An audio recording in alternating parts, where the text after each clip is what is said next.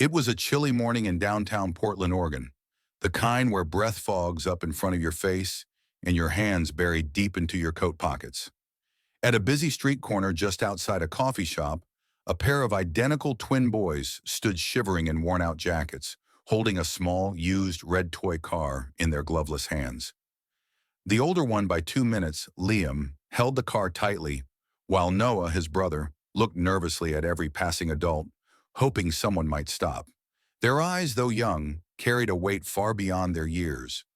Behind their small frames was a hastily drawn cardboard sign that read, "Selling my favorite toy to help our mom. Please help." From the 14th floor of the building across the street, Jonathan Reed, CEO of one of the fastest growing tech companies in America, sipped his morning espresso while looking out the window. He often started his day watching the city move below him, detached from the noise and chaos that had once been part of his humble beginnings. But today his eyes froze on something unusual. The image of the twins below, vulnerable yet determined, standing in the cold, holding that toy car. For a moment something stirred in his chest. He set down his cup and kept watching. Then, without overthinking, he grabbed his coat and headed down. The receptionist barely caught a glimpse of him as he exited the glass doors. Outside, he crossed the street just as a few passers-by ignored the children. He knelt beside them. "Hi, I'm Jonathan," he said gently. The boys looked up with wary hope. "Why are you selling this toy?" Noah's lip trembled. "Our mom, she's really sick. We need money for her medicine. She collapsed yesterday. We called an ambulance, but the hospital wants more for treatment. We sold everything. This car, it was our favorite, but now it's all we have left." Jonathan felt a lump rise in his throat. Memories rushed back. His own mother had once worked 3 jobs to support him and his siblings after their father left.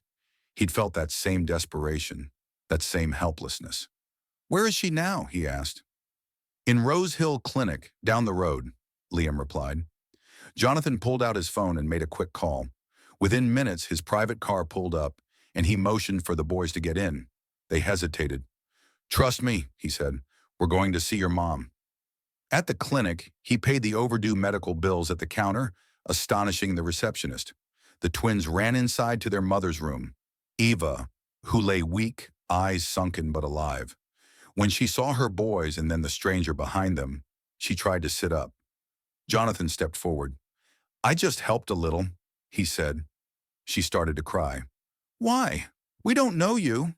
He smiled gently. "Years ago, someone did something kind for me when I had nothing. It changed my life. I'm just paying it forward." Over the next few days, Jonathan visited them daily. He found out Ava had once studied nursing, but dropped out due to financial struggles. She had raised the boys alone after their father disappeared. Impressed by her resilience and spirit, Jonathan offered her a job at his company's wellness center once she recovered. He also enrolled the twins into one of the best schools in the city, covering all expenses. Months passed. Eva regained her strength. The boys flourished in school. The toy car, though no longer needed, was kept in a glass case in Jonathan's office as a reminder. Years later, at a grand event celebrating the company's 25th anniversary, Jonathan stood on stage. Behind him were Liam and Noah, now grown and successful, one an engineer, the other a youth counselor. Eva sat proudly in the front row. Jonathan pointed to the boys and said, "Sometimes the smallest acts of courage come from the smallest hands. These boys taught me that the most valuable investments aren't in stocks or tech. They're in people." The audience gave a standing ovation. As the event ended, the twins presented Jonathan with a small gift, a new toy car, identical to the one they once tried to sell.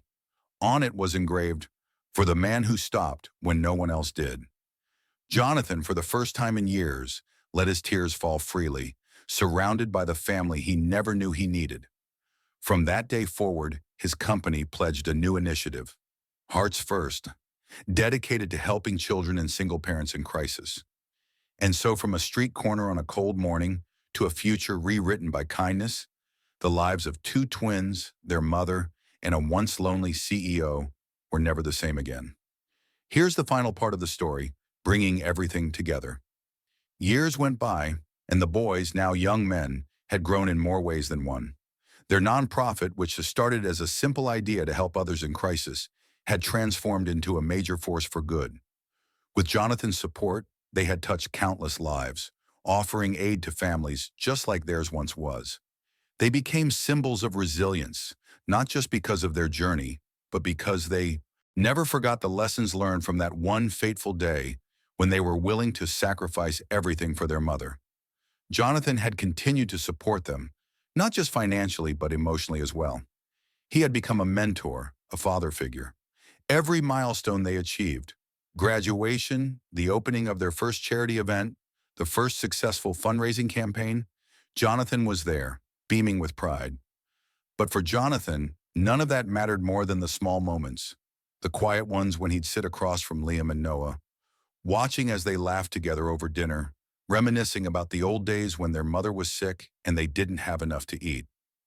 Those were the moments that made Jonathan realize how much his own life had changed because of them. One evening, several years after their initial meeting, Jonathan received a call. It was Noah. "Jonathan," he said, his voice breaking, "we've been thinking about how to thank you, and we came up with something special. We want to invite you to a gala. It's for the families we've helped. It's our biggest event yet, and we want you to be the guest of honor." Jonathan had been to countless galas in his life, but none like this. When he arrived at the event, he was met with a sea of familiar faces, people who had benefited from the nonprofit, volunteers who had dedicated their time, and families whose lives had been turned around. The atmosphere was electric with gratitude. As the night went on, the twins took the stage, ready to address the crowd. "Good evening, everyone," Noah began, his voice full of emotion. "We stand here today because of a man who saw two scared little boys clutching a toy car and decided to change our lives forever. We thought we were selling that car for a few dollars. What we didn't know was that what we were really selling was our past, and what we received instead was hope and family and a future." Liam, standing beside him, nodded, his voice thick with emotion. "You weren't just a stranger to us, Jonathan. You became our father, our mentor, and a symbol of everything we've achieved. You showed us that kindness isn't just a word, it's a way of life." The audience was silent, hanging on every word. Jonathan's eyes welled with tears, and for a moment, he could hardly believe what he was hearing. He stood up, walking toward the stage where the twins stood, as they unveiled a glass case in the center of the room. Inside, resting peacefully, was the small red toy car, the very same one he had bought from the boys years ago. Liam smiled softly as he spoke again. "This car has become more than just a memory for us. It's a symbol of everything that's possible when people come together to help one another. And it will always remind us of the man who changed our lives." Jonathan, his voice cracking, finally stepped forward. "I didn't change your lives. You changed mine. You gave me a chance to remember who I really am, what really matters. The person who once was too focused on himself now sees the world through your eyes. Eyes that know the value of love, sacrifice, and community." As Jonathan gazed at the toy car, the memories flooded back. He thought about his own mother, about the sacrifices she had made for him, and about how her love had shaped him into the man he was. And he realized in that moment that everything he had built, all his success, would mean nothing if he hadn't helped those in need. The room erupted in applause, and Jonathan embraced the twins, feeling a profound sense of gratitude wash over him. He had given them something, but they had given him so much more. The rest of the evening passed in a blur of speeches, laughter, and gratitude.